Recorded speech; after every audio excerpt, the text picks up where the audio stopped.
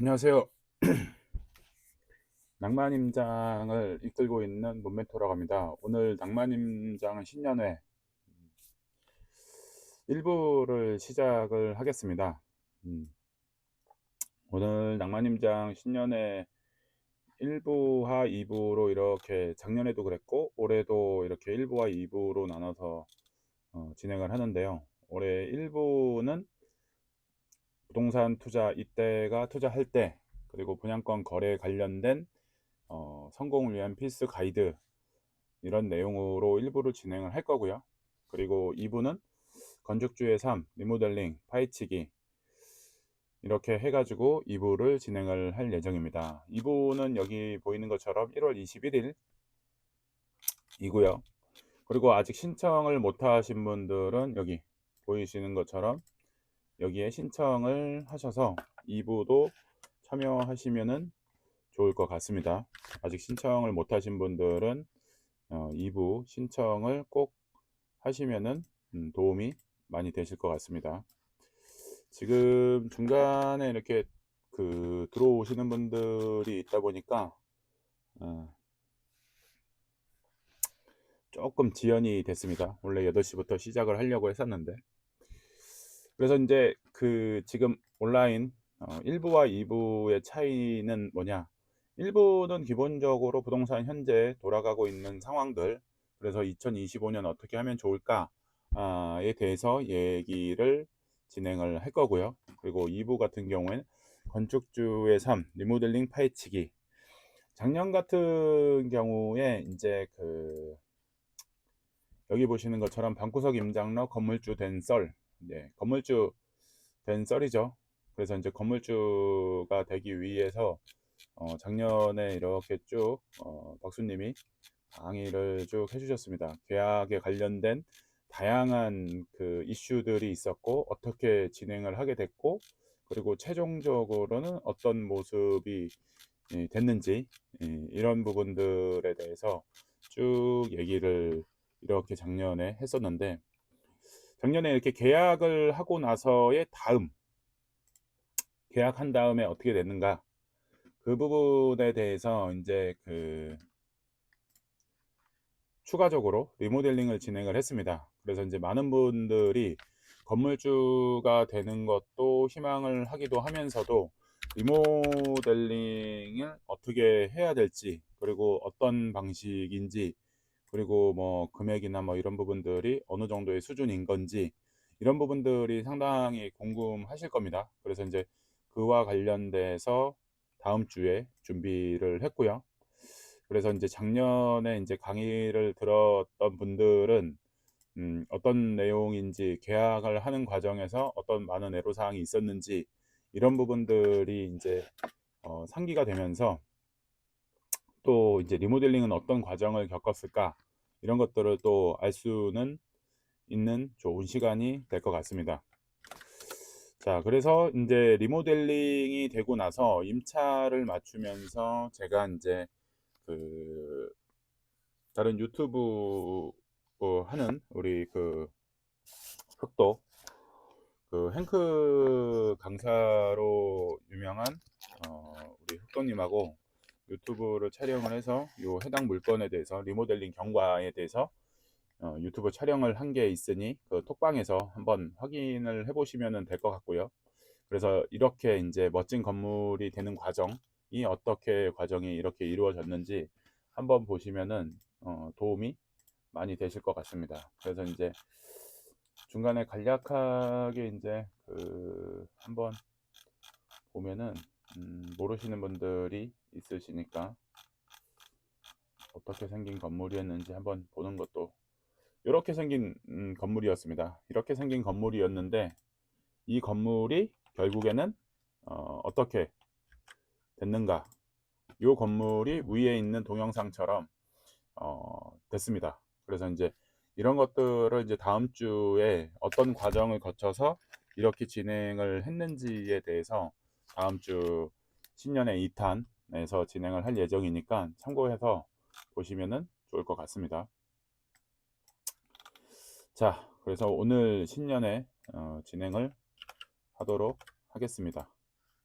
그래서 오늘 하는 내용들도 지금 보시면은 현재 그 경제 상황들을 이해하면서, 그리고 남들이 얘기하는 그 기준에서 지금 현재 상황이 어떤 건가, 그리고 지금 앞으로 2025년에 투자는 어느 방향으로 하는 게 좋을 건가, 그런 부분들을 참고하는 시간으로 삼으시면 좋을 것 같습니다. 자, 오늘 진행을 하도록 하겠습니다.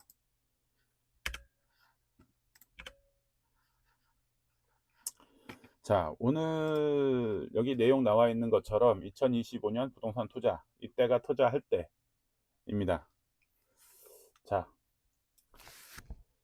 제가 이제 첫 번째로 주간 아파트 매매 가격 지수를 이렇게 갖고 왔는데, 이게 몇 년치의 자료입니다. 2020년부터 그 다음에 현재 2024년 12월의 흐름까지 이렇게 되어 있는데, 빨간색은 서울, 그다음에 파란색은 전국, 그 다음에 노란색은 수도권, 이런 그 모양을 띠고 있는데, 현재 이렇게 보시면 2000년부터 2001년까지 전국적인 상승 흐름을 보였고, 그 다음부터 22년 하반기, 다들 기억하실 겁니다. 22년 하반기 급격하게 가격이 내려가는 상황이 됐었습니다. 이때를 얘기할 때 또 누군가는 이제 대세 하락론으로 시작된다라고 얘기도 하고, 일시적인 하락이다라고 얘기하는 사람들도 있었고, 또 데스켓 바운스일 수도 있다, 내려갔다가 살짝 또 올라가면서 또 꺼질 수도 있다라는 얘기들을, 무수한 많은 얘기들이 이렇게 왔다 갔다 했었었는데, 그러는 와중에 전체적인 그래프를 한번 이렇게 살펴봤더니, 전반적으로 21년, 22년까지는 상승의 흐름을 보이다가 지금 중간에 22년에 한번 꺾이고 나서 23년에 부양책을 펼쳤죠. 둔촌주공 구하기부터 시작을 해서 특례 대출, 24년에는 출산 특례 대출, 이런 것들을 하면서 음, 이 자금을 시중에 풀면서 부양책을 펼치면서 상황들이 조금씩 변동이 됐는데, 이런 상황에서 가장 주목해 봐야 될 부분이 어떤 거냐면, 똘똘한 한 채로 직결되는 현상이 벌어졌습니다. 그래서 지방은 계속 매수세는 떨어지고, 그리고 이 매매 지수도 하락세를 면치 못하고, 이런 상황이 됐었고요. 그래서 수도권과 서울로 집중되는 현상이 벌어졌었는데, 수도권도 괜찮은가에 대해서 다시 한번 생각을 해보면, 수도권도 지역별 차별화가 크다. 그래서 오늘 살펴볼 부분 중에 하나는 뭐냐, 지역별로 상당히 차이를 보이고 있는 부분들이 있기 때문에, 경기도라고 해서 모두 다 투자하는 게 적절한가 생각해 보면 그렇지가 않다라는 것들을 한번 체크를 해 보시면서, 이 적절하지 않다라고 하는 지역이 정말 끝까지 투자하면 안 될 곳인가, 그렇게 해석하고 끝날 문제인가, 그 부분을 한번 짚어볼 거고요. 서울 지역에서도 어느 지역을 어떻게 투자를 하는 게 좋을 것인가 라고 했었을 때 기준은 뭔가, 기준을 갖고 한번 그 지역을 바라본다 그러면 지역에 대해서 여러 가지로 해석을 달리하면서 투자의 기회를 잡을 수가 있지 않을까 생각이 듭니다. 막연하게 서울은 강남이 좋다, 강남 좋은 거는 다 알고 있죠. 근데 강남을 하려고 했더니 투자금이 상당히 많이 드는 이슈가 발생을 하죠. 그리고 모두 다가 참여할 수 있는 상황은 아닌 거고요. 모두 다 살 수 있는 거는 아닌 거고요. 그리고 강남을 산다고 했었을 때 실제로 입주할 수 있을까? 그 정도의 경제력이 있을까? 내가 거기 들어가서 살았을 때 그거를 끝까지 수익이 날 때까지 버틸 수 있을까? 지금 같은 상황에서 매수를 해서 대출 비율이 50%만 되더라도 강남의 아파트 30억, 15억의 대출을 만약에 해준다고 했었을 때, 15억의 대출의 이자를 감당을 하면서 강남 아파트가 상승할 때까지 내가 투자 관점에서 샀다 그러면 그걸 버틸 수 있을까? 그런 것들도 한번 잘 생각을 해볼 필요가 있어요. 그냥 막연하게 강남이 좋다라고 끝날 문제가 아니라, 투자의 목적으로서 강남을 접근할 건지, 아니면 실거주의 가치에서 강남을 접근할 건지, 이런 것들을 같이 동반을 해서 생각을 해본다 그러면 도움이 많이 되실 겁니다. 자, 지금 보시는 것처럼 주간 아파트 매매 가격 지수가 어쨌든 22년을 정점으로 해서 22년 하반기에는 떨어지고, 그리고 나서 각종 특례 대출의 2회에 걸친 특례 대출로 서울만 부양이 되는 상황이 됐습니다. 그리고 전세 가격 추이도 봐보면 임대차 3법으로 인해서 전세 가격이 급격하게 오른 현상을 보이다가 또 대혼란이 벌어졌었죠. 전세 가격이 급격하게 떨어지는 역전세 현상이 벌어지면서 전국적으로 부동산에 대한 정책의 일관성이 떨어지고, 그리고 변동성이 큰 장세로 바뀌었습니다. 그리고 현재도 마찬가지로 입주 물량이 부족한 상황이 되다 보니까 전세 가격이 오를 거라는 전망도 상당히 있는 편이기도 하고요.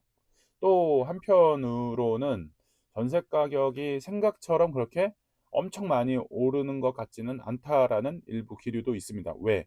일부 서울 등지 경기도에도 입주장으로 인해서 입주물이 쏟아지면서 그 입주물로 인해서 전세 가격이 생각보다 그렇게 급격하게, 여기 지금 보이시는 것처럼 여기처럼 급격하게 오르는 현상을 보이거나 급격하게 내리는 현상이 보이는 게 아니라 여기처럼 이게 스무스하게 지금 올라가는 상황으로 이렇게 보이죠.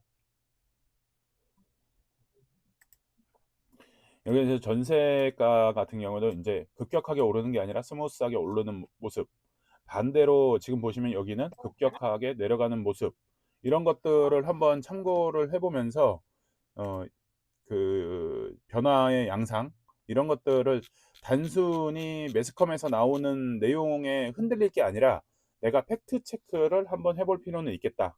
그런 관점에서 보시는 게 좋지, 이게 막연하게 그냥 뭐 전세가가 오른다, 매매가가 오른다, 매매가가 내린다, 이렇게만 하실 게 아니라 팩트 체크를 꼭 해보시는 게 좋겠다. 지금 이런 흐름을 봤었을 때 지금 여기 전세가 보시는 것처럼 이렇게 전세가가 달아오르는 요인이 뭐였냐? 임대차 3법이었죠. 임대차 3법. 임대차 3법으로 인해서 급격하게 오른 다음에 이게 급격하게 내려가는 이유가 뭐냐? 역전세가 발생을 했었죠. 역전세가. 그러면서 역전세가 발생하면서 시중에 대혼란이 벌어지는 상황도 됐었습니다. 자, 이렇게 되는 상황에서 다음으로 또 넘어가 보면 서울하고 수도권 유형별 거래량을 한번 보도록 하겠습니다. 유형별 거래량. 유형별 거래량이라고 한다 그러면 아파트 거래, 연립주택 거래, 다세대 거래, 다가구 주택 거래, 단독 거래. 다가구 주택, 다세대 주택의 대부분이 뭐냐면 빌라가 상당히 많이 포진하고 있는 게 다세대 주택입니다. 다세대 주택. 근데 이제 전반적으로 보시면 아파트는 파란색입니다. 20년부터 지금 현재 24년 9월에 이르기까지 전체 거래 물량 중에서 거래 비중이 높은 거를 봤더니 아파트의 비중이 서울은 상당히 높은 거를 알 수 있습니다. 그 다음으로 높은 비중을 차지하는 게 뭐냐? 여기 보시는 것처럼 여기 다세대 주택이 상당한 많은 포지션을 차지하고 있습니다. 그래서 지금 전세가 거래량이 상당히 많기 때문에 이 현상으로 인해서 어떤 일이 벌어졌냐? 전세 사기가 발생하는 상황이 발생을 했죠. 전세 사기가. 서울은 전세 빌라 매물을 빼놓고는 얘기를 할 수가 없습니다. 빌라 매물을 빼놓고서는. 그래서 지금 여기 포지션을 봐보시면 아파트 거래량도 상당하지만은 빌라 거래량도 상당합니다. 반대로 수도권 같은 경우에는 1기 신도시부터 시작을 해서 1기 신도시부터 해서 지금 다수의 이제 3기 신도시까지 얘기 나오는 것처럼 신도시를 만들면서 대부분 어떤 거래가 일어나냐? 아파트를 대부분 지었기 때문에 동탄 같은 경우 동탄 뭐 1기 신도시를 얘기하는 일산, 분당, 중동, 평촌, 그리고 이제 최근에 이제 동탄에 이르기까지 대부분이 신도시를 만들었기 때문에 아파트 거래량이 상당한 거래의 비중이 높습니다. 상대적으로 빌라, 서울과 대조적인 모습을 보이죠. 빌라의 거래량은 상당히 적습니다. 그러다 보니까 요 빌라의 비중이 높다 보니까 전세 사기도 발생을 하지만 여기에서 나오는 물량이 어떤 물량이 있냐? 재개발 물량이 있습니다. 재개발 물량. 그래서 이 재개발 물량이 어떻게 향후에 어떻게 진행될 것인가? 이게 이제 관건인 거죠. 정부에서는 재개발과 재건축, 재건축에 대해서 완화 조치를 하겠다라고 이렇게 하고 있습니다. 완화를 하겠다. 그럼에도 불구하고 속도가 잘 나지 않는 게 또 지금의 또 상황이기도 합니다. 그래서 지금의 현재 상황에서 거래 비중을 봤더니 경기도는 아파트 위주의 일색으로 거래가 되고 있고, 서울 같은 경우에는 지금 아파트도 거래가 되고 있지만 아파트가 가격이 상당히 높으니까 빌라 거래도 상당히 많다. 근데 그러는 와중에 전세 사기가 발생을 하면서 일시적으로 전세 거래가 대폭 주는 상황이 발생을 하고 아파트로 넘어가는 상황이 발생하면서 요 최근에 보시면은 전세 사기로 인해서 빌라 거래는 상당히 줄어들었습니다. 대신에 특례 대출을 활용해서 아파트 거래가 상당히 늘어나고 있는 추세인 거를 볼 수가 있습니다. 이게 어디가? 서울이. 그렇다 그러면 돈의 전체 흐름이 서울과 그다음에 경기도의 아파트 이쪽으로 흐르고 있는 상황이기 때문에 요런 흐름을 잘 보시면서 경기도에서도 다 같은 경기도가 아닙니다. 아파트 거래가 괜찮을 만한 지역이 어디일 거고 위험한 지역이 어디일까에 대해서도 한번 생각을 해 보는 게 필요하겠죠.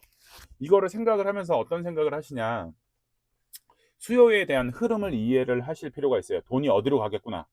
서울로만 갈 것이냐 아니면 경기도의 어느 일부 지역으로 또 갈 것이냐, 이런 것들을 생각을 해볼 수가 있겠죠. 그래서 이제 수도권 지역 같은 경우에 이렇게 지금 보시면은 아파트 거래가 이렇게 있는데 과연 이 거래가 어느 지역이 많을 것이냐도 뒤에 가서 좀 살펴보긴 하겠지만은, 크게 생각해 봤을 때 1기 신도시가 뭐가 있었냐면 선도지구가 있었습니다. 선도지구가 있었기 때문에 선도지구에 대한 선호도가 상당히 높아서 여기에 대한 거래가 경기도에서는 상당히 최근에 이슈로 인해서 거래가 발생을 했었습니다. 이 최근의 거래가 그런 이슈의 영향을 상당히 많이 받았죠. 그래서 선도지구 지역이 선정 발표가 되면서 이 지역에 대한 뭐 투기의 흐름 내지는 뭐 투자의 흐름, 이런 것들이 발생을 했던 부분인 거고요. 지금 서울 같은 경우에 이 아파트 거래의 대부분을 차지하는 경우가 어떤 일이, 특례 대출을 활용해서 저가의 거래도 있기도 했지만 강남 거래가 상당히 좀 많았다. 이거는 어떤 현상을 보여주냐? 똘똘한 한 채에 대한 사람들의 심리가 상당히 많이 반영된 상황이다. 이런 것들을 한번 해석을 해보면서 앞으로의 시장 방향이 어떻게 될 것인가도 한번 생각을 해볼 필요가 있는 거죠. 세금 중과 등에 대한 경험치, 학습에 대한 세금 중과의 학습 효과, 이런 것들로 인한 부분, 그리고 너무 높은 가격으로 가는 상황에서 다주택이 괜찮을까에 대한 고민을 하면서 이렇게 지금 서울은 똘똘한 한 채에 그리고 가장 안전하다고 하는 거에 반응을 보이고 있습니다. 그런 측면에서 강남의 똘똘한 한 채와 함께 더불어 이 현상을 받쳐주는 게 하나가 뭐냐면, 지금 서울을 비롯해서 전국 우리나라 경제가 위태롭다 보니까 환율이 높아지는 것도 이러한 현상의 흐름 중에 하나입니다. 안전자산에 대한 욕구, 그리고 미국 주식에 대한 투자의 열풍, 국내 주식에 대한 계속 투자를 하지 않고 빠져나가는 상황, 이런 것들이 아파트를 부동산을 포함해서 모든 투자 대상의 항목에서 안전자산에 대한 수요가 상당히 커지고 있다. 경기도의 일기 선도지구 이것도 마찬가지로 델론만 하겠다. 델론만 투자하겠다.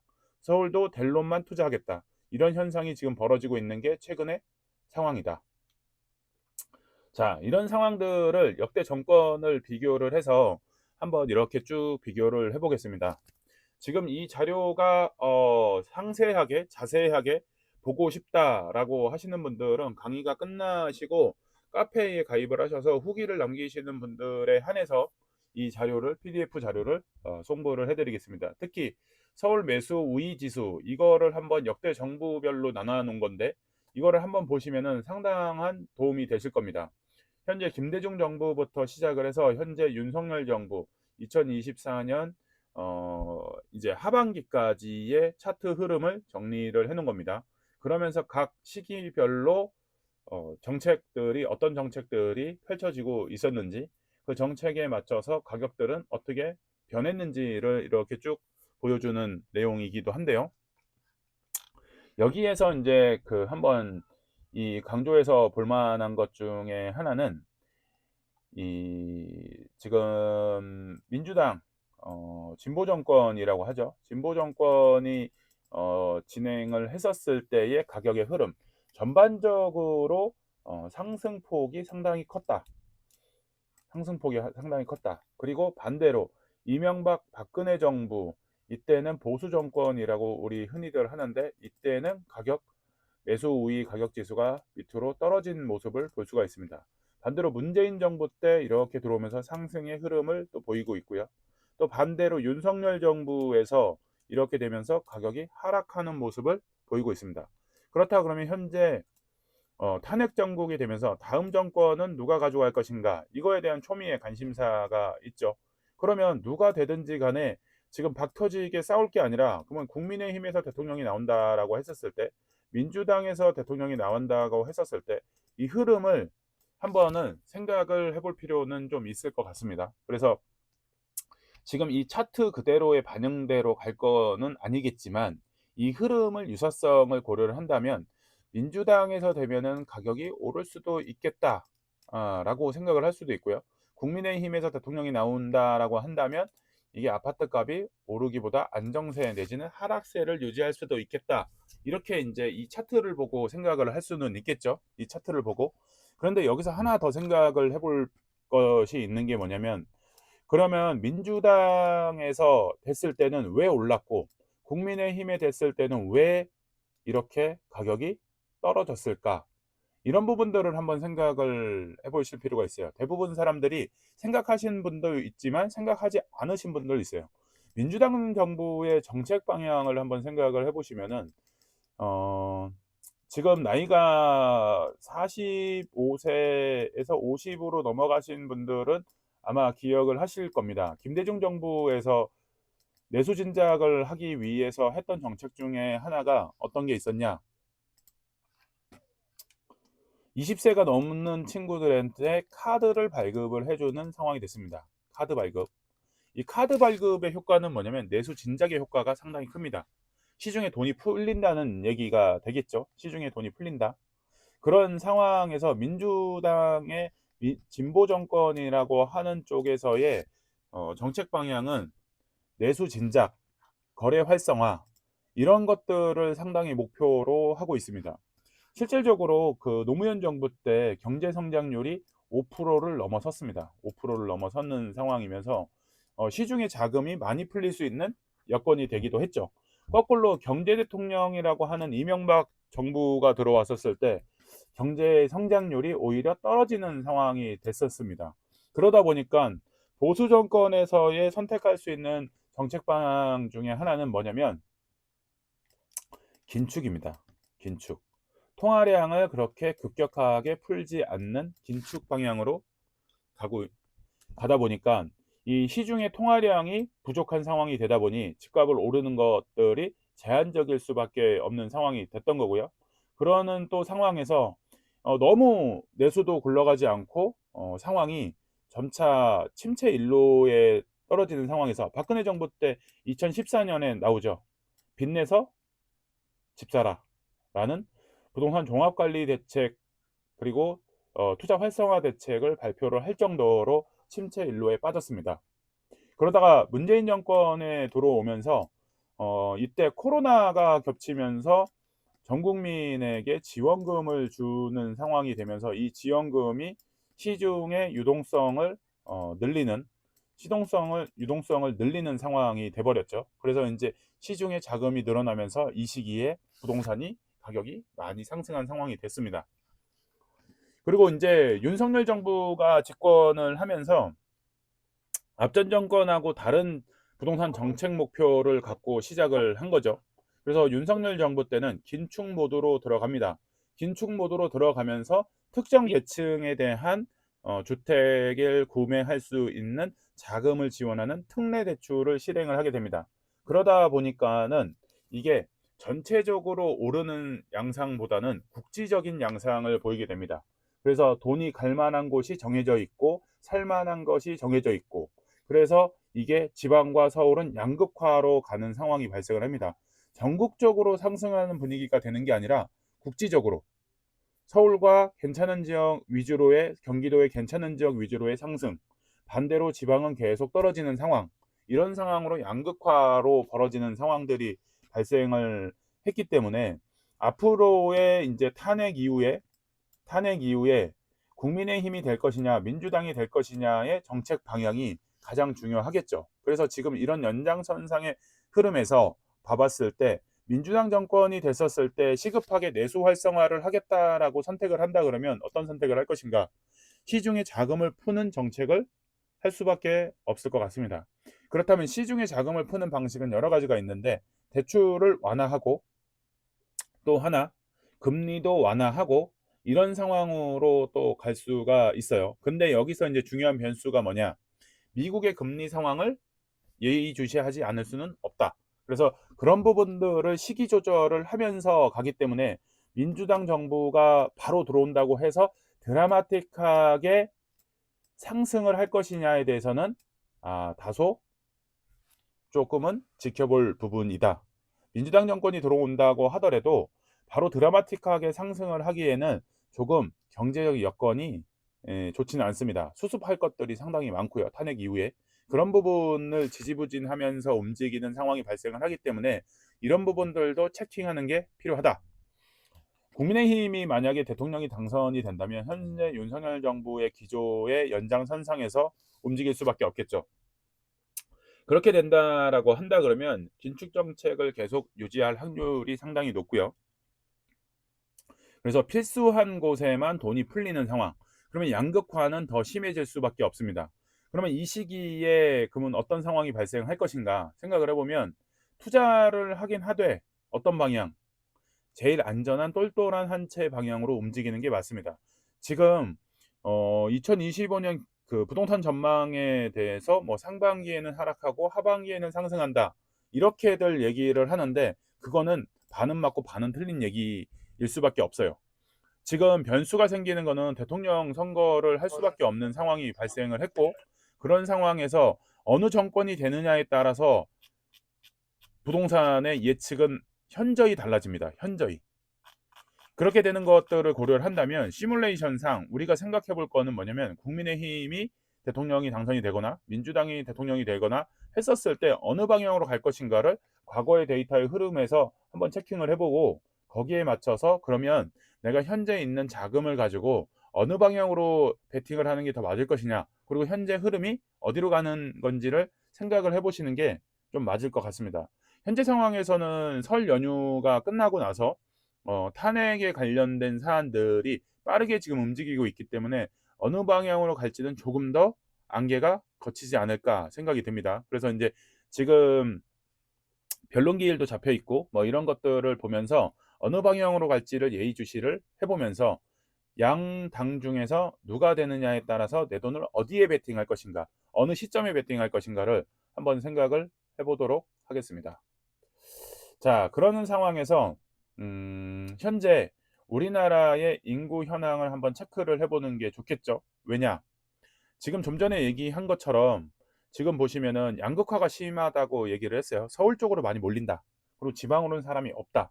라고 했었을 때 지금 현재 이 흐름에서 1960년대 여기 지금 보시면은 우리나라 인구는 2,500만 명밖에 되지를 않았습니다. 2,500만 명밖에. 그리고 당연히 수명도 짧기 때문에 노령 인구가 적었고요. 그리고 이렇게 후진국의 모습으로 이제 출생률은 상당히 높고 먹을 거는 없고 그리고 노령층들도 오래 살지 못하고 왜냐면은 이 위생 시설이 그렇게 좋지도 않고 병 의료 시설이 좋지 않았기 때문에 근데 현재 2025년 5,100 더블이 된 인구 모습입니다. 그런데 지금 여기 보시는 것처럼 이 70세, 60세 이상의 포지션을 갖고 계신 분들이 상당히 지금 많이 늘어났습니다. 인구의 3분의 1 이상을 지금 차지하는 상황이고요. 이때랑 비교해 보시면 차이가 많이 나죠. 그리고 2072년 인구가 줄어들 거라고 예상을 하는 자료들이 정부 자료에서도 이렇게 지금 발췌되고 있는데 인구가 급격하게 줄어듭니다. 그런데 왜곡되는 현상 중에 하나가 뭐가 있냐면 노령 인구, 노령 인구가 40% 이상을 육박을 하는 상황이 발생을 합니다. 근데 이게 지금 아파트랑 무슨 관계냐 이렇게 생각하실 수가 있어요. 아파트와 관련이 되게 높죠. 그러면 서울의 아파트에 거주하는 인구의 40%는 누구다? 노인 인구라는 얘기입니다. 노인 인구. 그래서 지금 노인 인구가 되다 보니까 이 노인 인구가 재건축을 했었을 때 과연 분담금을 낼 수 있을까? 분담금을 낼 수 있을까? 분담금?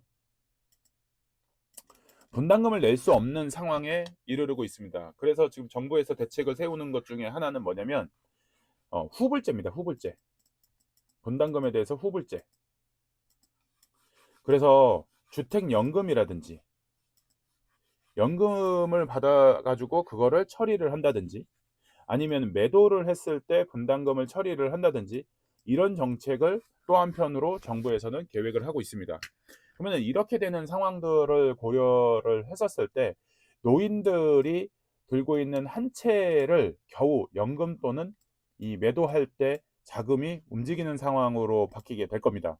이런 상황들을 고려를 해보면서 그렇다 그러면 어떤 일이 벌어질까?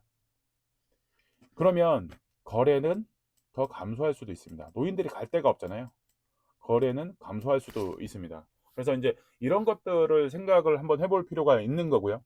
지금 뭐 물량이 신축을 지을 지금 정부에서 입주 물량이 부족하다. 이 입주 물량이 부족한 것도 맞죠. 근데 이런 부분도 한번 생각을 해봐야 될 필요가 있죠.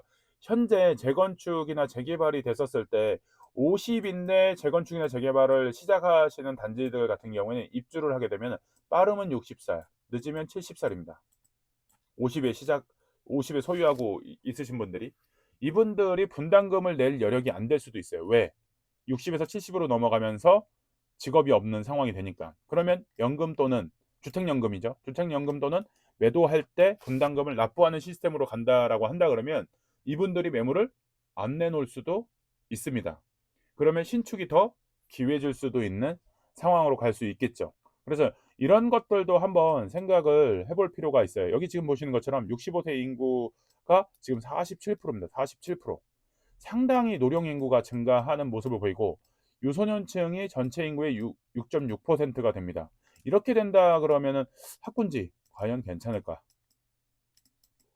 학군지 과연 괜찮을까? 이런 것들도 한번 지금 투자를 하면서 한번 생각을 해보시고 노령 인구가 인구의 절반을 육박하는 상황에서 분담금을 못 내서 정부에서는 연금 또는 매도할 때 분담금을 내게 하겠다라고 한다 그러면은 매물을 안 내놓을 수도 있겠구나.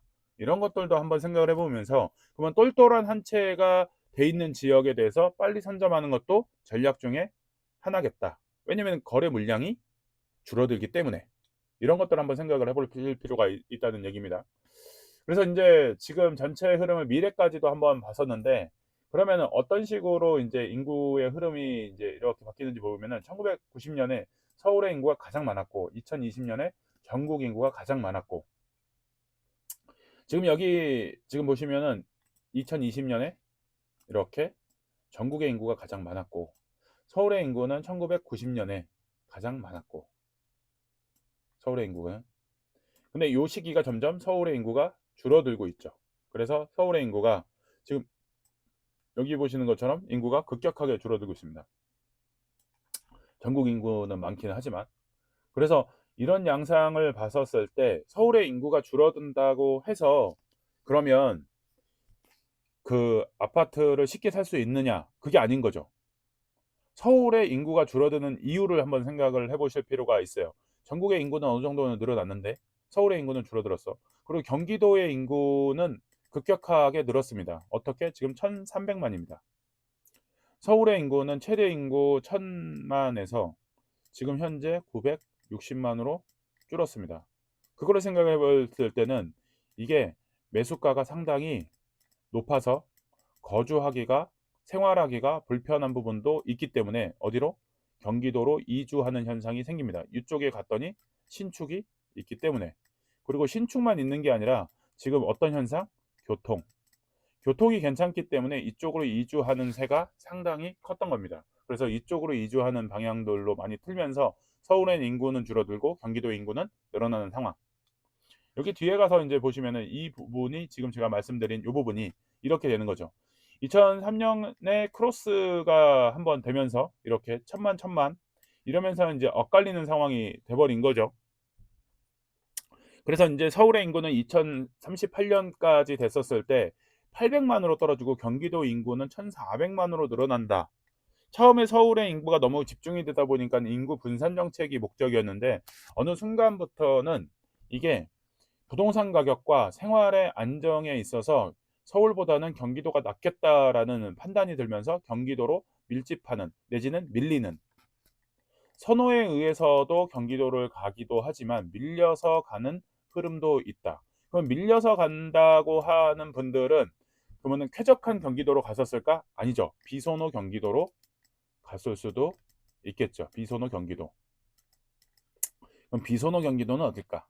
또 선호하는 경기도는 어딜까?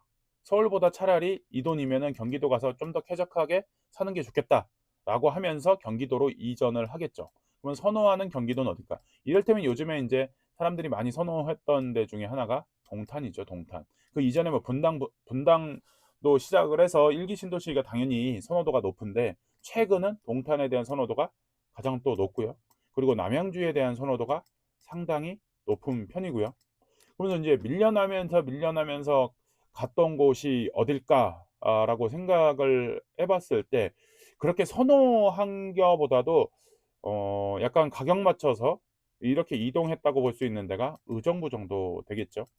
그리고 양주 정도 되겠죠. 양주에 신축이 들어오고 저렴한 아파트가 들어오고 이렇게 하다 보니까 '밀려서 갔다.'라고 볼 수 있을 정도가 의정부, 양주, 뭐 더러는 심하게 간다 그러면 경기도 이천까지, 그리고 경기도 안성까지 이렇게 밀려가는, 여기는 선호하는 지역은 아니죠. 모두 다가 선망하는 '투자 가치도 있겠다. 거주하기도 괜찮겠다.'라고 하는 지역은 아닐 겁니다. 의정부, 양주, 이천, 안성 이런 쪽으로도 많이 이동이 발생을 하면서 경기도의 인구가 이렇게 1,400만 명이 육박하는 인구가 늘어나게 됐습니다. 반대로 서울은 줄어들고, 인구가 줄어든다고 해서 가격이 내려가는 게 아니라 이렇게 되다 보니까 결국에는 '돈 많은 사람만 서울에 살더라. 돈 많은 사람만 서울에 살더라.' 서울에서도 싼 지역이 있습니다. 노도강도 싸긴 하는데 큰 틀에서 대전제에서 얘기를 했었을 때 경기도보다는 서울의 인구가 줄어들긴 하는데 여전히 가격이 오르는 이유를 봤더니 이렇게 '돈 많은 사람들만 서울에 살더라.' 그러면 명확해집니다. 뭐가 명확해지냐? 양극화가 명확해집니다. 양극화가. 그럼 양극화가 명확해진다라고 했었을 때 돈을 어디에 베팅을 하는 게 좋을까? 희소성이 높은 곳으로 베팅을 하는 게 좋습니다. 그럼 희소성이 어디가 높으냐? 서울이 희소성이 가장 높겠죠. 서울은 하나밖에 없기 때문에.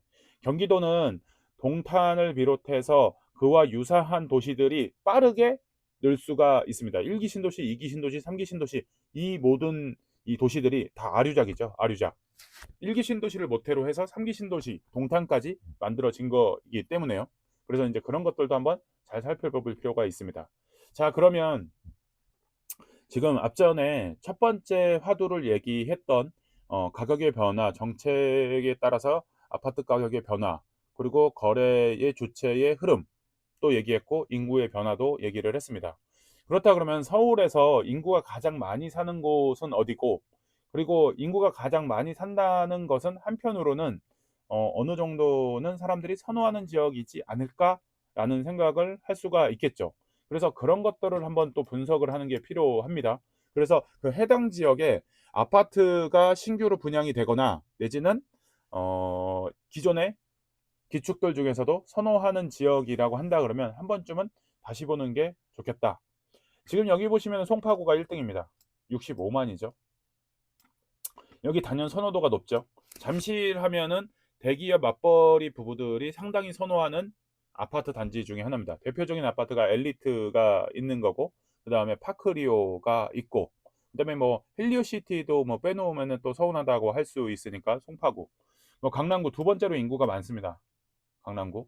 그러면서 여기가 이 지금 요게 순위가 약간 바뀌었는데 지금 현재 강서구가 2 위로 올라왔습니다. 강남구는 3 위로 떨어지고. 근데 인제 어차피 큰 틀에서는 인구가 그렇게 큰 차이는 없는데 여기 지금 보시는 것처럼 강서구가 2 위로 올라가고 강남구가 3 위로 떨어졌다는 걸 봤었을 때 강서구에 대한 사람들이 선호도가 확 올라갔죠. 그 이유가 뭐다? 마곡입니다. 마곡. 마곡에 일자리가 생기면서 엠벨리 시리즈라고 하죠. 엠벨리 시리즈. 마곡 엠벨리. 여기들이 분양가가 4억대, 84가 4억대, 5억대 이렇게 되던 아파트들이 10억을 넘어서서 심지어는 14억까지 올라가는 현상이 발생을 했죠. 그만큼 이렇게 된다는 얘기는 뭐냐면 사람과 돈이 몰리는 곳. 여기가 1차적으로 선호 대상이고요. 두 번째, 또 하나는 인프라가 깔려 있는 곳.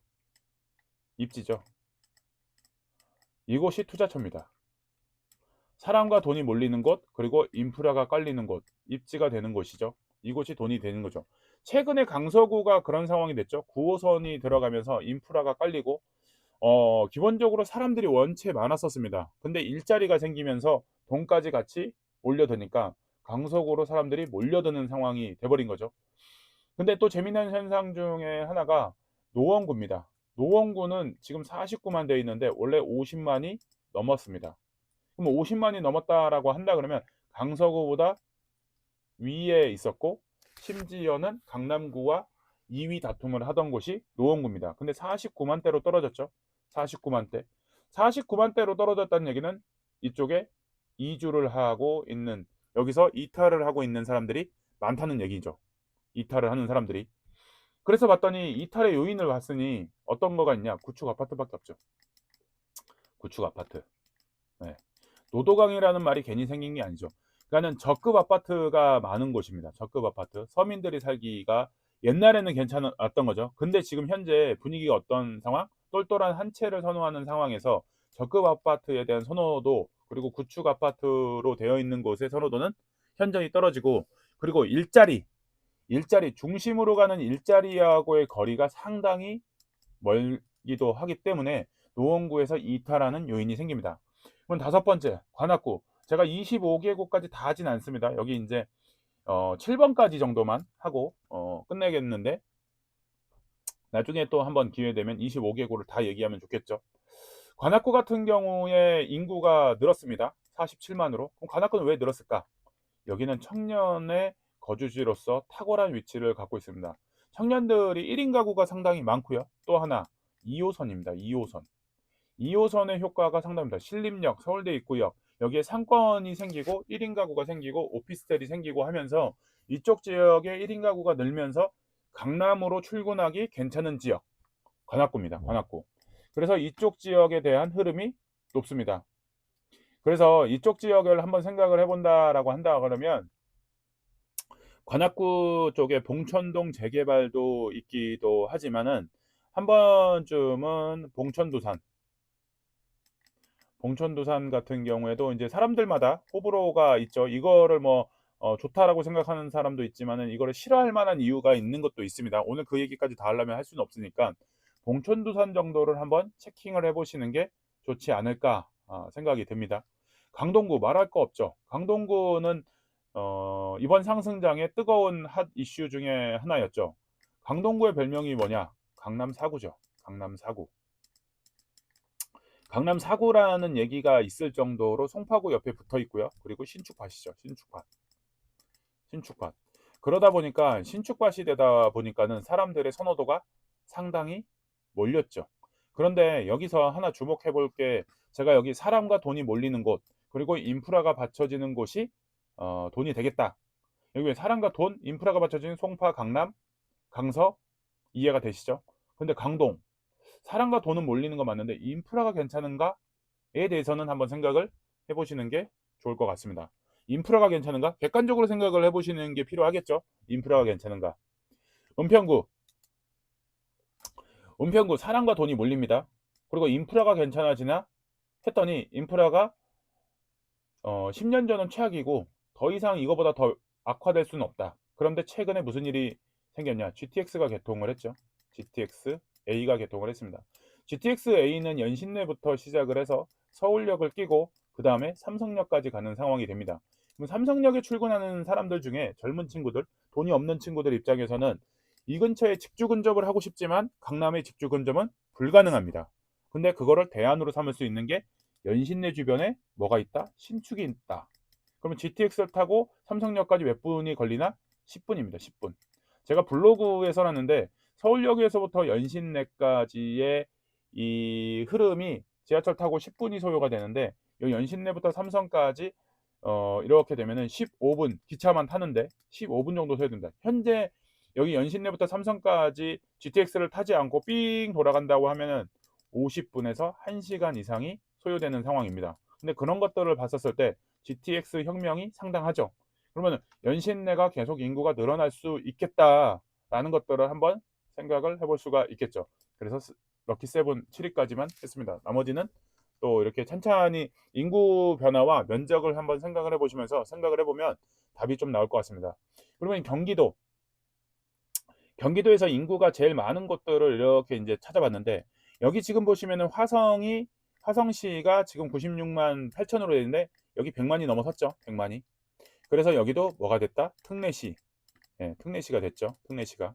요거는 데이터가 이제 작년 데이터다 보니까는 이제 아직 100만이 이제 안 넘었는데 여기 이렇게 보시면은 이제 느낌이 나오죠. 아, 수원의 선호도가 높구나.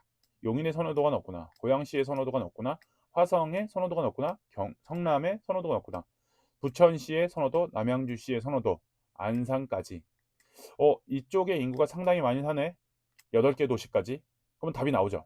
안양도 마찬가지로 55만이면은 이게 적은 인구가 아닌데 면적을 한번 비교를 해보시는 게 좋습니다. 면적 대비해서 인구가 많이 사는 편입니다. 안양. 근데 이들 지역의 공통점은 뭐다? 다 서울의 위성도시입니다. 위성도시. 위성도시로 서울에 어떻게 된다? 출근을 하는 도시입니다. 출근. 서울로 출근하는 도시. 그렇기 때문에 서울로 출근하는 도시에 대한 선호도가 상당히 높을 수밖에 없습니다. 그래서 이 높을 수밖에 없는 지역에 인프라가 갖춰지고 그리고 신축 아파트가 들어선다면 괜찮지 않을까? 투자 가치가 있지 않을까라고 생각을 할 수도 있어요.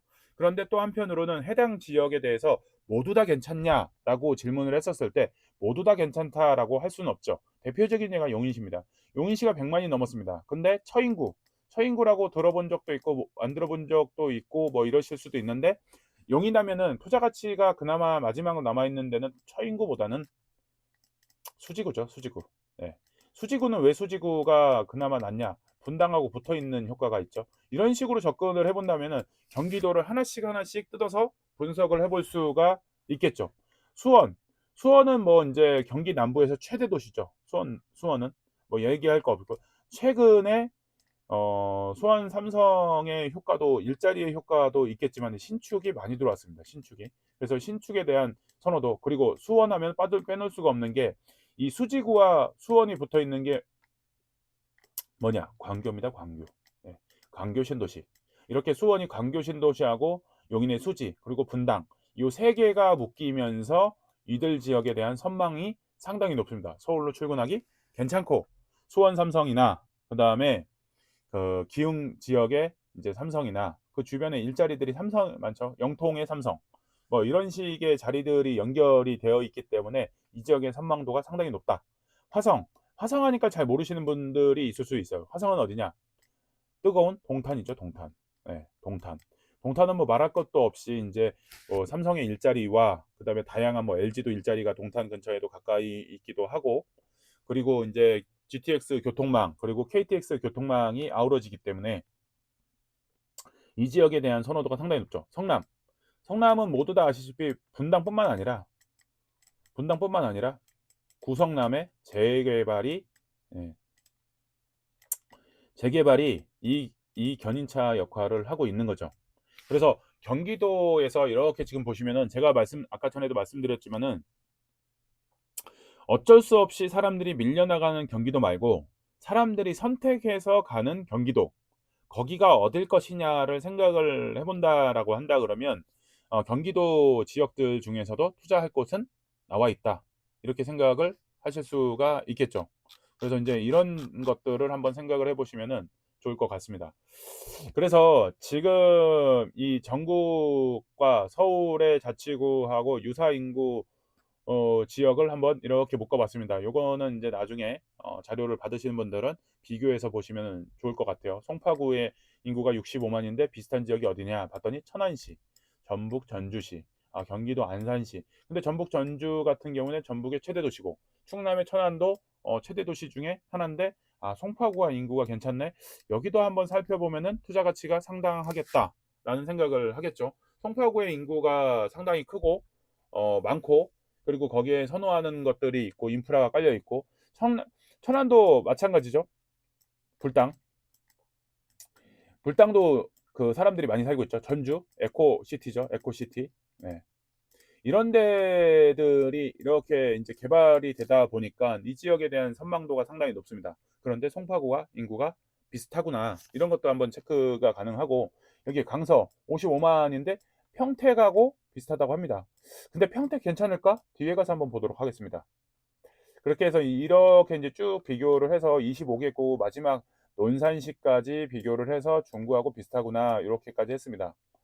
이렇게 이제 그 지역별 경기도와 서울 그리고 전체 인구를 비교해 보면서 이 인구적인 측면에서 투자를 어떻게 바라볼 것인가도 생각을 해보면 투자의 기준이 있을 겁니다. 그 기준을 활용해서 투자를 한다 그러면 도움이 많이 되겠죠. 자, 이렇게 되는 상황에서 출산율에 대한 부분도 한번 생각을 해볼 필요가 좀 있을 것 같아요. 인구가 줄어들면 그만큼 영향을 많이 받겠죠. 그러면은 인구가 줄어든다는 얘기는 서울은 어떤 도시로 바뀌는가? 딩크족이 선호하는 도시로 바뀔 것이고 인구가 늘어나는 경기도 같은 경우에는 4인 가족이 선호하는 지역으로 바뀔 것입니다. 그러면 갭 투자를 한다고 했었을 때 경기도의 그 투자의 방식과 서울의 투자의 방식을 또 달리 생각을 해볼 수도 있지 않을까라는 측면에서 출산율도 한번 체크를 해보시는 게 좋을 것 같습니다. 그래서 이제 장래 지금 2025년에 예측치는 사망자 수는 이 35만 그리고 출생아 수는 21만 사망자 수가 더 늘어나는 상황으로 되고 있죠. 그만큼 전체 인구가 어, 아까 예측했던 것처럼 3,600만으로 수렴하는 상황이 되기 때문에 이런 부분들도 한번 잘 살펴볼 필요가 있습니다. 그리고 전국 아파트 매매 가격 지수 이 매매 가격 지수가 지금 현재 최근에 서울이 좀 하락하는 추세에 또 빠져 있기도 하고 전체적으로 대출 규제와 여러 가지 변동이 생기면서 서울도 둔화세를 보이고 있는 상승폭이 둔화세를 보이고 있는 상황이고요. 그리고 나머지 전국 지역들은 여기 지금 보시는 것처럼 쭉 빠지는 상황입니다. 근데 이례적인 곳이 한 군데 있습니다. 울산입니다. 울산이 지금 전세가가 올라가는 부분들이 있고요. 그리고 매매가도 조금씩 올라가는 부분들이 있기 때문에 울산 한번 챙겨보시면 좋을 것 같습니다. 자, 서울 아파트 분양 물량. 분양 물량이 2024년까지는 적정 수준 어느 정도까지는 올라왔는데 25년과 26년이 줄어들고 있는 모습을 보입니다. 그러면 이 줄어드는 상황에서 서울의 어느 지역을 투자하는 게 좋을까라고 생각을 했었을 때 어느 기준에서 볼 것인가 서울 투자에서 그런 것들을 한번 생각을 해보면 되는데 여기도 마찬가지로 25년, 24년에는 목표치 대비해서 많이 이제 유사하게 공급이 많이 됐는데 25년, 26년에는 공급이 좀 줄어드는 모습을 보이고 있습니다. 이런 상황을 지켜보면서 어디가 과부족이 일어나고 있는가를 한번 살펴보시면 좋은데 서울을 지금 24년에는 적정이라고 평가를 하고 있습니다. 서울이 전체적으로 아까 전에 수요 대비해서 입주량도 44만 1000 정도 되기 때문에 그런데 여기에서 부족하는데 초과하는 지역이 있어요. 서대문. 서대문이 초과를 하네. 또 강남구 과잉이네. 강동구 과잉이네. 이런 것들을 한번 생각해 보고 25년부터 물량이 줄어든다고 했었는데 초과하는 지역이 어딜까 봤더니 성동구가 초과를 하고 있어요. 목표치 대비해서. 목표치 대비해서 초과를 하고 있고 동대문구 봤더니 이렇게 봤더니 과잉이라고 표시가 되어 있습니다. 과잉. 동대문구의 청량리 일대에 재개발 그 하이루체 이런 것도 이제 들어오는 상황이 되다 보니까 그리고 또 성북구에 초과, 성북구에 초과한다라고 지금 이렇게 되어 있습니다. 그리고 서초구에 과잉. 지금 여기 서초구도 입주 예정인 물량들이 상당히 좀 있는 편이죠. 그래서 이제 그런 것들을 고려했을 때 과잉이라고 지금 표현이 되어 있고 심지어 서초구는 26년까지 과잉인 모습을 보이고 있습니다. 성북구, 그 다음에 성동구, 적정, 그 다음에 초과 이렇게 돼 있는 거를 보시면서 초과 지역이 있네 서울이 부족하다 그랬는데 이런 것들도 한번 생각을 해 보실 필요가 있습니다. 그러면 이쪽 지역에 여기에 전략은 뭐냐? 전세입니다, 전세. 전세가 필요하시는 분들은 이쪽 지역의 전세를 또 알아보는 것도 방법 중에 하나입니다. 지금 부동산을 생각할 때 매매만 생각할 게 아니라 '나 전세 어디 살면 좋을까?' 매매하기 전에 이랬을 때 이런 지역들이 초과 물량이 나오는 지역들에 대해서 한 번쯤은 찾아보고 다녀보면서 입주 예정인 물량들 이런 것들도 비교하면서 전세 가격의 흐름, 그리고 전세의 가격이 내려가는지, 그리고 내가 사는 데 있어서 도움이 될 만한지, 직장이랑 가까운지 한번 체크를 해 보면 좋을 것 같습니다. 이거를 인제 표로 돼 있는 거를 지도로 표현을 했었을 때 동대문구, 서초구가 과잉이었죠. 그리고 성북구하고 성동구가 초과였다. 요 3개 지역이 어느 정도 25 년에는 좀 물량이 나오는구나. 요런 것들을 파악을 할 수가 있습니다. 그럼 전세가 필요하신 분들은 이쪽 지역을 한번 살펴보는 게 좋겠고, 그리고 반대로 광진구 같은 경우에 이스트폴의 전세를 맞춰야 되는데 얘네 3개구가 물량이 쏟아진다라고 한다라고 하면은 요쪽에 이스트폴 신축으로 들어온 이스트폴에도 영향을 미치겠죠. 그런 부분도 무시할 수 없기 때문에 요런 것도 한번 같이 연동해서 생각을 해 보는 게 좋겠다. 그러면 입주하는 단지가 어디냐를 보면은 25 년부터 28 년까지 입주하는 단지를 어떻게 요 시기별로 쭉 해 놨습니다. 쭉. 그래서 지금 제일 입주 물량 큰 것 중에 하나가 레미안 라그란데가 1 월에 입주를 합니다. 눈에 띄는 것들만 몇 가지 얘기를 해 보면, 단지수 인제 큰 것들을 이렇게 보면은 자이 레이디안이 2,800 세대, 그다음에 이스트폴 1,000 세대 이렇게 돼 있죠. 그리고 신반포 메이플자이가 3,000 세대, 그다음에 휘경자이 디센시아가 1,800 세대, 그리고 요 500 세대 넘는 것도 서울숲 아이파크, 요거 인제 성수동 뚝섬역에서 한양대와 뚝섬역 사이 중랑천이 보이는 지주택이었는데 이게 입주를 하죠. 그리고 그란치 리버파크 성내동에 있는 거, 요것도 400 세대나 되고요. 500 세대. 서울대 벤처타운역 푸르지오, 이것도 500 세대 이렇게 지금 되고 있습니다. 이런 물량들을 보면서 주변에 지금 현재 전세를 맞춰야 되거나 이런 분들은 한 번쯤은 역학관계를 잘 생각을 해 보시는 게 좋습니다. 레미안 라그란데도 1월 달에 입주하면서 전세를 맞춰야 되는 상황에서 여기 3월 달 장이 어 자이 레 자이 레디언트, 이 거리가 가깝죠, 여기가. 장이동이랑 여기 지금 이문동이랑 엄청 가깝습니다. 이 지역은 전세가의 영향을 반드시 받을 수밖에 없겠다. 이런 부분들도 한번 같이 생각을 해 보시면서 내가 현재 보유하고 있는 분양물에 대한 전세 맞추시는 분들은 이거를 꼭 참고하시는 게 좋을 것 같고, 이게 지금 25 년만 나온 게 아닙니다. 이렇게 싹 다 정리를 했어요. 26 년, 27 년, 28 년까지. 우리가 아까 전에 입주 물량을 봤었죠. 25 년, 26 년, 27 년. 그래서 그 흐름에 맞춰서 어디가 지금 입주를 할 것인가도 이렇게 체크를 한번 해 봤습니다. 그리고 인제 요즘 요번에 인제 그 분양하면서 난리가 났던 요 뭐 최근에 뭐 줍줍으로 완판됐다고 하는 서울원 아이파크도 28년 7 월에 입주 예정인데 1,800 세대입니다. 요렇게 해 가지고 정리를 한번 해 봤습니다. 그리고 인제 투자하는 데 있어서 무주택자들 중에서 내 집은 당장 그렇게 입주를 하고 싶지는 않은데 시기가 늦기 전에 만약에 민주당 정부가 돼서 그 시중에 자금이 풀리면서 폭발적으로 상승할지 모르지 않나라고 한다 그러면 25 년과 26 년이 찬스입니다. 찬스. 25 년과 26 년이 찬스인데, 그러면 '어디를 투자하면 좋겠나?'라고 했었을 때 여러 가지 지표가 있을 수가 있습니다. 근데 여러 가지 지표가 있는데 그중에 하나, 갭 투자로서 접근을 한다 그러면 '전세율이 높은 데가 어딜까?' 이렇게 봤더니 구로구, 그다음에 은평구, 그다음에 성북구, 중랑구 이렇게 되어 있습니다. 그리고 관악구, 그리고 금천구, 그다음에 강북구, 이렇게 지금 놓여 있는 지역들이 전세가율이 60% 대를 상회하고 있습니다. 60% 대를 상회하고 있습니다. 그래서 이들 지역의 아파트들을 한번 보시면서 당장 내가 큰 목돈이 없어서 갭 투자를 하겠다라고 한다 그러면 지금 30 대인데 돈이 많지는 않아. 근데 갭을 끼고 얼마라도 내가 시중에 수중에 1억이나 2억 정도 있어 라고 한다고 했었을 때, 이런 부분들을 참고해서 지역을 찾는다 그러면 확실히 찾을 만한 곳은 있겠다, 그런 얘기를 이제 해드릴 수 있고요. 그래서 이제 뭔가를 찾을 때 지표를 갖고 찾았으면 좋겠다, 그래서 요 참고치로 넣어봤습니다. 그래서 서울 아파트 가격, 예, 요거는 아파트 가격이고 요거는 전세율이고요. 이거는 아파트 가격입니다. 그러면 당연히 어떻게 되겠어요?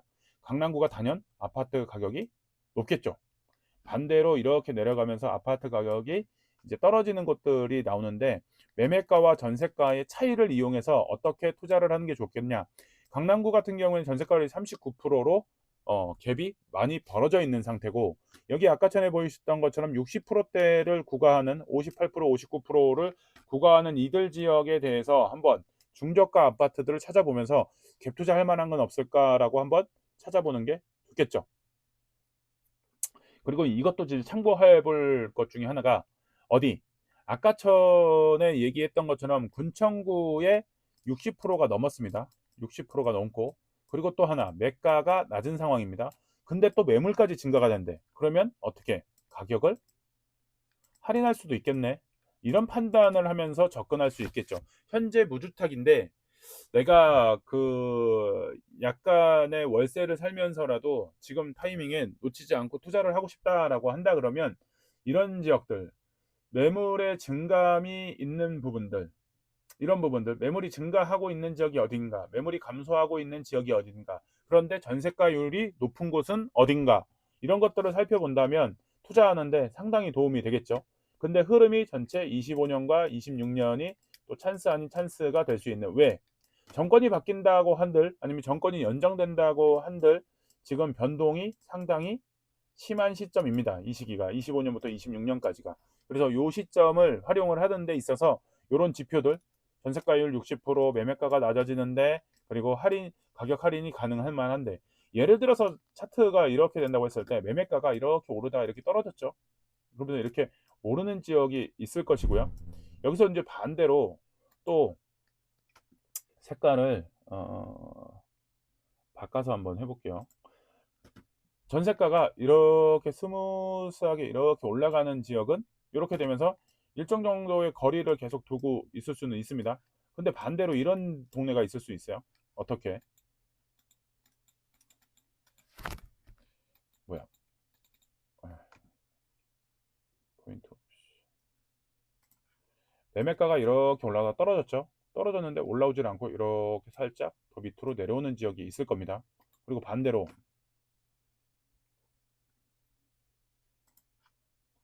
전세가가 스무스하게 이렇게 계속 올라오는 지역이 있을 겁니다. 그러면 갭이 줄어들었죠. 이런 지역이 없냐? 있습니다. 서울 시내에도. 네. 그래서 이 지역을 아까 전에 얘기했던 전세가율이 붙는 지역들을 한번 찾아보시면서 매가가 낮아지면서 이런 차트로 가는 지역과 이런 차트로 가는 지역과 이런 것들을 비교하면서, 여기에서 그냥 떨어지가 더 밑으로 떨어지는 거 아니야 라고 했었을 때 세대수를 한번 봐보시는 게 좋죠. 세대수가 작으면 리스크가 있겠지만 세대수가 큰데 이런 상황이라면 나쁘지 않을 수도 있습니다. 그래서 이런 것들도 같이 체크를 해서 25년에는 이런 관점에서 접근을 해본다라고 한다 그러면 확실히 돈을 벌 수 있는 기회가 될 수 있을 것입니다. 그래서 이 차트를 잘 활용을 해보시는 게 좋아요. 지금 아시를 열어보시면은 이런 차트로 되어 있는 지역이 분명히 있을 거고요. 이런 지역이 되어 있는 지역이 있을 겁니다. 이 지역이 대표적인 데가 어디냐? 관악구도 그렇고요. 그리고 동작구 지역 중에서 남성역 방향 쪽, 이쪽 지역들 한번 봐보시면 좋을 것 같습니다. 그래서 매물의 증감을 이렇게 따졌을 때 매물이 증가하는 지역이 어딘가, 노원이 증가하고 있구나, 강동이 증가하고 있구나, 구로구도 상당히 증가하구나, 여기 이 지역도 매가는 이렇게 되면서 전세가가 이렇게 올라오는 지역들이 있는데 이 지역도 한번 살펴보는 게 좋을 것 같아요. 그래서 이런 것들이 이제 흐름선상에서 지금 기존의 아파트뿐만 아니라 분양 매물이 어떤 흐름을 보이고 있느냐도 중요한데, 지금 일반 매물의 분량이 증가할 것인가 생각해 보면 증가할 확률이 없다는 거가 이렇게 나옵니다. 그러면 빠르게 선택할 게 뭐냐면, 신축에 분양물이 없다 그러면 빠르게 준신축을 선호하는 것도 빨리 매수하는 것도 전략 중에 하나가 될 수 있습니다. 그래서 서울 같은 경우에 서울입니다. 서울 같은 경우에 준신축의 역세를 선택하시면 도움이 많이 되실 것 같아요. 그래서 오늘 이거를 이제 듣지 못하신 분들은 좀 안타깝겠지만은 오늘 들으시면은 참고가 많이 되실 수가 있을 겁니다. 그래서 인제 지금 요 지역들 중에서 서울은 인제 그렇게 인제 되는데 경기도도 한번 이제 그 짧게 살펴보면 적정 지역은 의정부라고 돼 있어요. 25 년에. 초과는 안양이고 안양 그래서 인제 미분양이 났었죠. 과잉은 파주, 양주, 화성, 평택, 오산, 안성. 그런데 이것뿐만 아니라 26 년에도 봤더니 평택은 빠지지 않고 있어요. 파주도 빠지지 않고 있어요. 그러면 그렇다 그러면 이 지역 위험한데 어디? 평택이 위험하구나. 평택이 2년 연속 계속 빨간색 딱지가 떼지지를 않고 있구나. 그럼 평택의 입주 물량은 올해도 많고 내년에도 많구나. 이 지역은 어떻게 접근하는 게 좋을까? 돈이 없으신 분들은 빨리 이 지역에 수익이 좀 낮다 그러면 매도를 하시는 게 좋고요.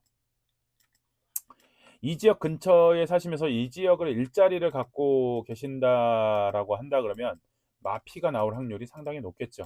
예. 마피로 후려쳐서 매수를 하는 것도 전략입니다. 마피로. 지금 평택 이렇게 보면 매물량이 증가하고 있습니다. 매물량이. 그렇다 그러면 일정 정도 이 수익이 났다고 하시는 분들은 빨리 매도를 하시고요.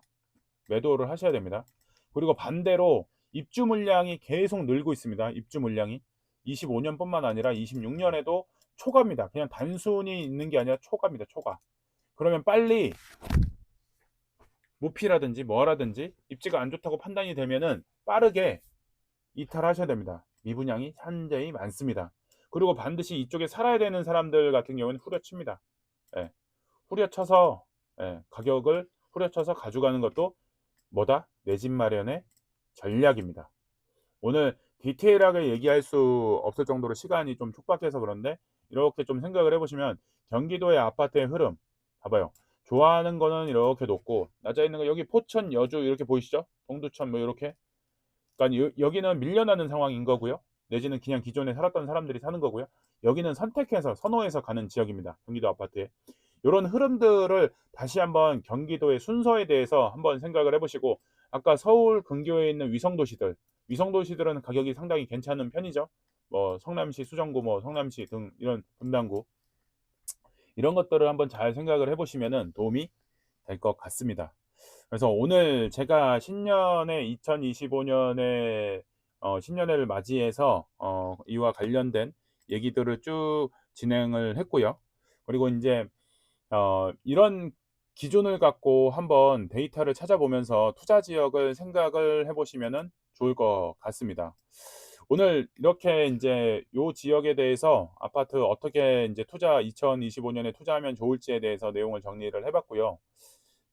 다음 주 월요일 날 2 탄이 있습니다. 다음 주 월요일 날 2 탄이 있는데 다음 주 월요일 날은 건물주 강의와 함께 지금 오늘 쪼끔 많이 못 들어오신 분들을 고려를 해서 분양, 분양권 거래 프로세스 요즘에 제가 좀 전에 얘기했던 거 평택도 그렇고 뭐 분양권을 정리를 해야 되는 사람 내지는 분양권을 사야 되는 사람 매수 매도가 같이 이루어지는 게 분양권 거래죠. 매도와 매수가 이렇게 이루어지는 상황. 이 부분에 대해서 다음 주에 조금 일찍 시작을 해서 한번 한 30분 정도 얘기를 해 보도록 하겠습니다. 그래서 인제 저희 인제 그 저랑 같이 문멘토 공인중개사에서 같이 일을 하고 있는 마카롱 님이 분양권 거래 프로세스에 관련해 가지고 상세한 내용을 얘기를 해 드리도록 하겠습니다. 오늘 여기서 이제 더 길게 얘기하면은 지치실 수 있을 것 같아서 딱 요 정도 1 시간 정도가 좀 괜찮을 것 같고 2 탄, 2 탄은 다음 주 화요일 날 진행이 됩니다. 다음 주 화요일 날. 그래서 다음 주 화요일에 참여를 하시면 다양한 정보를 또 얻을 수가 있는데 다음 주 화요일에는 어떤 내용이 준비되어 있냐 하면은 건축주의 삶, 리모델링 파헤치기를 진행을 합니다. 그래서 이제 델방 멤버들은 5,000원, 그 다음에 일반은 3만원. 그런데 링크 공유를 하면 할인이 있으니까 여기에 들어가셔서 선택을 하시면 됩니다. 그래서 이렇게 선택을 하셔서 이거를 꼭 작성해서 제출을 해주시는 분들에 한해서 이 강의가 참여할 수 있게 될 테니까 한번 참여를 해보시면 좋을 것 같습니다. 그리고 오늘 그 분양권 내용을 포함해서 여기 카페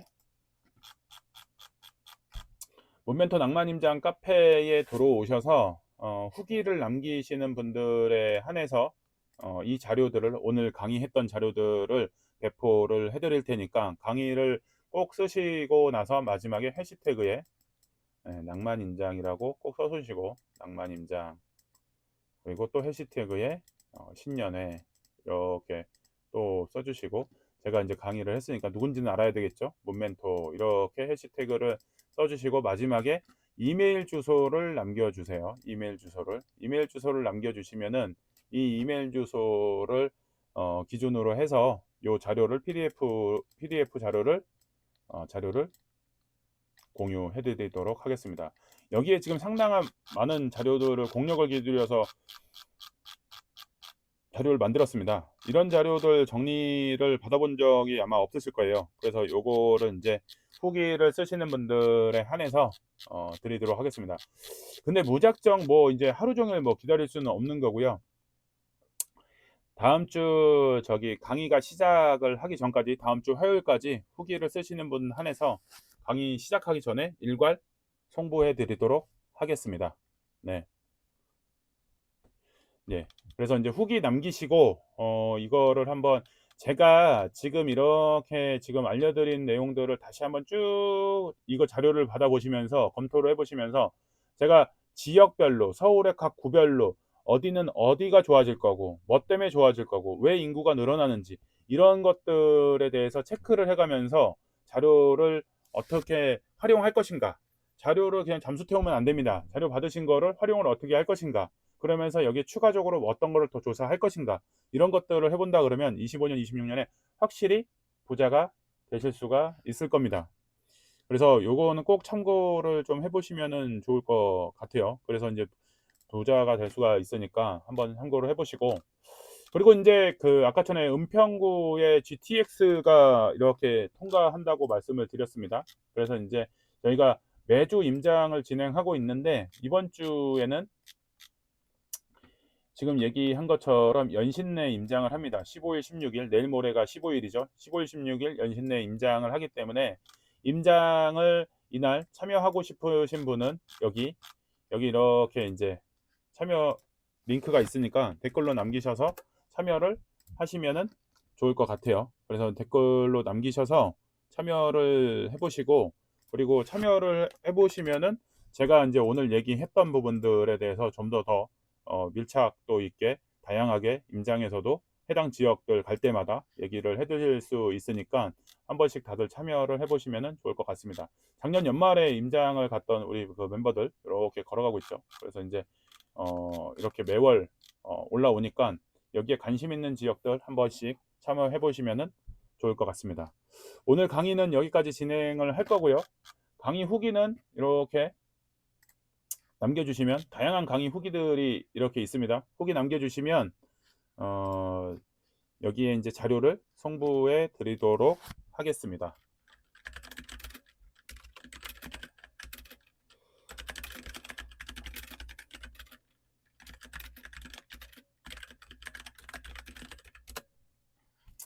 자, 오늘 수고하셨고 그 카페는 한 번씩 다 들어가서 가입도 해보시고 가입을 해야 후기를 쓰실 수 있겠죠. 그렇게 하시면은 될 것 같습니다. 다음 주에 이제 강의가 있으니까 다음 주에도 잊지 마시고 참여를 꼭 하시면은 좋을 것 같습니다. 그래서 이제 다음 주에 참여하시기 전에 꼭 요거를 이제 작성을 하시고 해야지 참여가 가능하시니까 요거 작성을 꼭 하시기 바랍니다. 오늘 1시간 반 정도 시간 동안 고생 많으셨습니다. 수고하셨습니다.